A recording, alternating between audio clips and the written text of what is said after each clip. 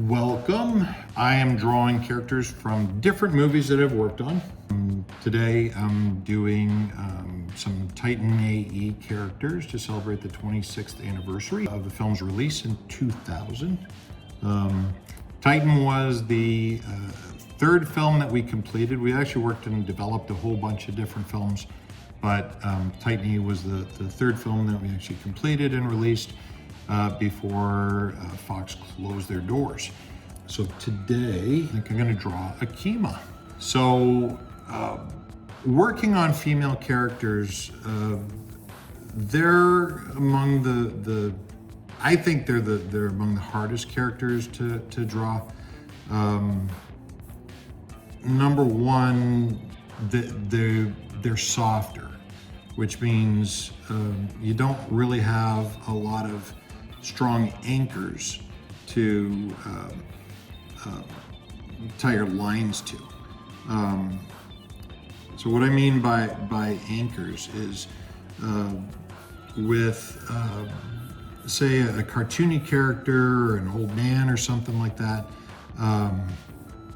you could put wrinkles, you could put a lot of details on the characters' faces, which make them feel rugged. And then I could take those features and I could use those as anchor points. So I can construct more lines and cutaways and use more graphic shapes to define areas. And by defining those areas, I have something that I can rotate and use for solidity. Female characters, we want to keep them soft. So if we start putting bags under their eyes and extra details, it sort of makes them more manly and stuff, and isn't as effective with that character. So I call it floating details. So we end up having details that we don't anchor to, say, bags under the eyes or the nose. Like, everything is sort of soft. So we have to eyeball it. So Akima, she's half Asian. She was almost like a guitar pick shape for the face with all these floating features. So if you didn't control your drawings or weren't a great draftsman, it's really easy for the character to fall apart. And then it's really easy to go off model when you do that. So we were trying to think of something like, originally when we were talking about the character, we want to do something sort of reminiscent of Tank Girl. So my initial designs, when we were going back and forth, we originally wanted to do something that was a little bit more cartoony and graphic, but that wasn't in the cards. There was a lot of development that was already done for the character. So we didn't have a lot of time to redesign everything. We had under a year to produce the entire film and get it ready for the theater. So our hands were really tied in how much we could do. So we took the designs that were already there, we embellished them, farted around with them a little bit to make them work. And then did the best that we could in a short amount of time. So what I'm doing here is again, like I was describing, we're feeling out the construction of the character.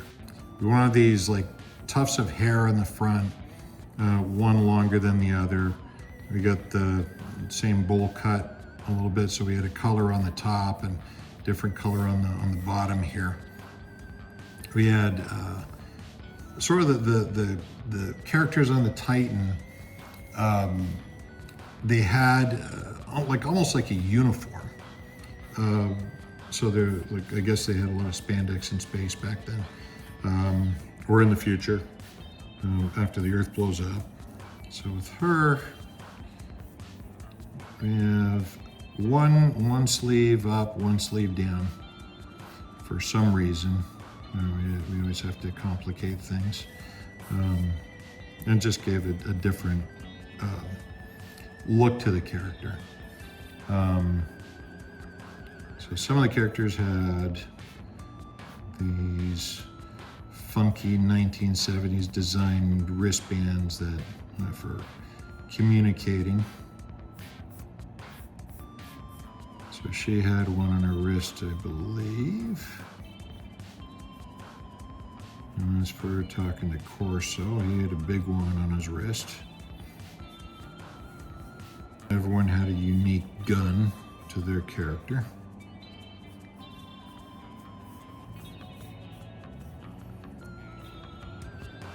So we did this sort of 80s thing with the big, long, or wide neck. And then we wanted her a little bit sexy, so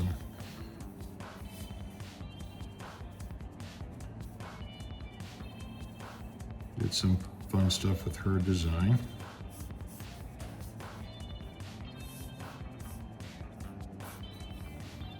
And she had the big stripes on the side of her pants. Drew Barrymore did the voice. She did a fantastic job. I worked on a couple films where she voiced the main character. Those of you who follow me, I don't know if you know the other film where she did a voice and the film we worked on, but I'll let you think about it. I said she had this oval face, and you can see, like, when we're doing the details and stuff, like, all these details are just sort of floating in this big negative area. So when you're doing construction, it's really, really important to really control that negative space. Come up with something that's appealing, and you really have to be on the ball when it comes to the tie down on female characters like this. So this is pretty much her. So to answer the question, Drew Barrymore did the voice for Akima, and then a few years later worked on a film called Curious George.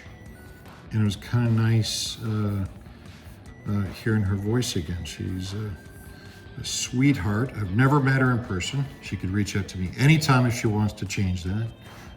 But yeah, it's always like really nice working with cool voice talent and stuff, and she was a pleasure to animate to. Actually, I did meet her at the wrap party. I met her and Tom Green and stuff for a brief moment, but I bet she does not remember me in my civilian clothes. There's Akima. And keep an eye out for my other videos. I'm going to be going through a whole series of characters I designed and worked on for a bunch of different movies. I'm just gonna hit one at a time, and then talk about little insights and behind the scenes for each of these.